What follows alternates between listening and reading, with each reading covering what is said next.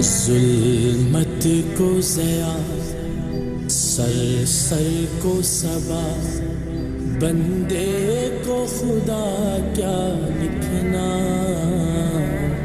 کیا لکھنا.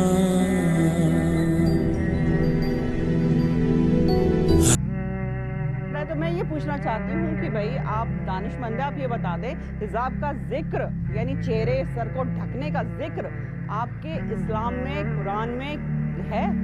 اگر ہے تو اس کا معنی کیا ہے؟ جس طریقے سے اسلام میں لکھا ہے الحمدللہ ہندو دھرم کی کتابوں میں بھی ویسا لکھا ہے.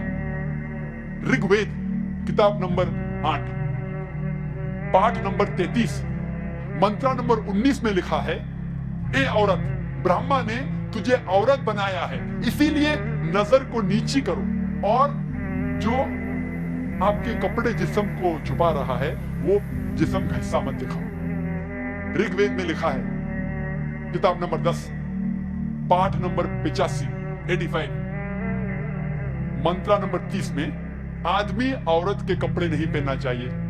مہاویر چرتر پاٹ نمبر 2 صفحہ نمبر 71 میں لکھا ہے کہ رام شریمتی سیتا سے کہتے ہیں پرشورام اپنے بزرگ ہے آپ نظر نیچے کرو اور پلوں کو سر پہ ڈھکو.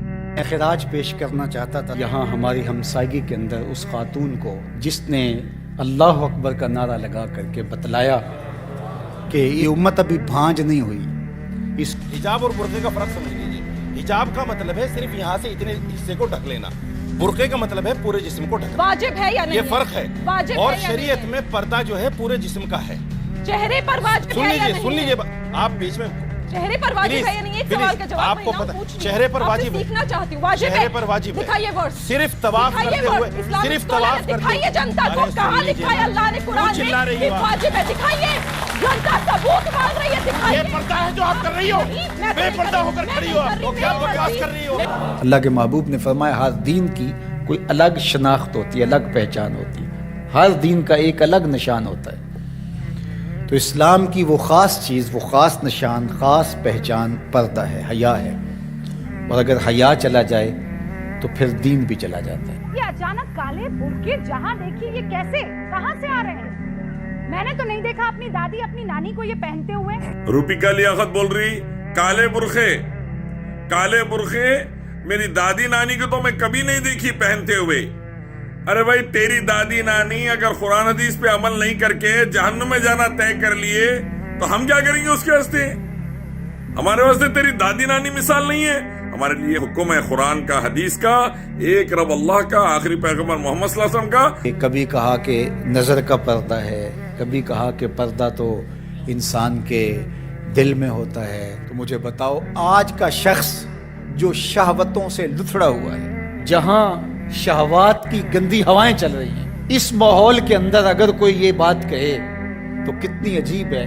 آج ہم کسی بہن سے کہیں کہ بہن کپڑے پورے پہن لیا کرو، ارے مہاراج جی اپنی سوچ بدلو. جس ماحول میں تقدس کی باد صبا چلتی تھی اور وہی اترتی تھی اور جبریل کو وہی لے کر کے آتے صحابہ نے دیکھا تھا، اور قرآن اترتا تھا اور قرآن پڑھانے والے سکھانے والے خود صاحب قرآن تھے. وہ صحابہ ان کو جب پردے کا حکم دیا گیا اور ان کو نظریں نیچی رکھنے کا حکم دیا گیا تو میں اور آپ کون ہوتے؟ اب آپ بتاؤ، ہم نے آپ کو کھول کے دکھایا تبھی تو آپ نے دیکھا. ہم نے کھول کے دکھایا ہی نہیں ہوتا تو آپ کیسے دیکھتے ہے نا؟ اب ہم ہی کھول کے دکھائیں اور سامنے والے سے کہیں کہ تم اپنی سوچ بدلو تو یہ کہاں تک صحیح ہے؟ تو یہ پردے کا تصور کلچر نہیں ہے بلکہ یہ سنت زہرا سلام اللہ علیہ. اب بھی ذرا اپنی سوچ بدلو. ابھی ہم نے اس کو کھولا، اب آپ مت دیکھو اس کیا پاسبل ہے؟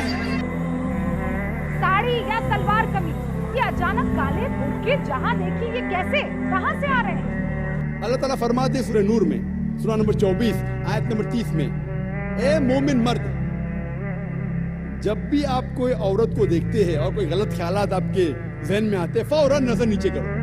جو اتارا میں نے تو مولانا صاحب نے کہا کچھ تو حیا کرو. میں نے بھی کہہ دیا حیا تو آنکھوں میں ہوتی ہے، ذرا پردہ اپنی آنکھوں میں کر لو. میں کیا پردہ کروں؟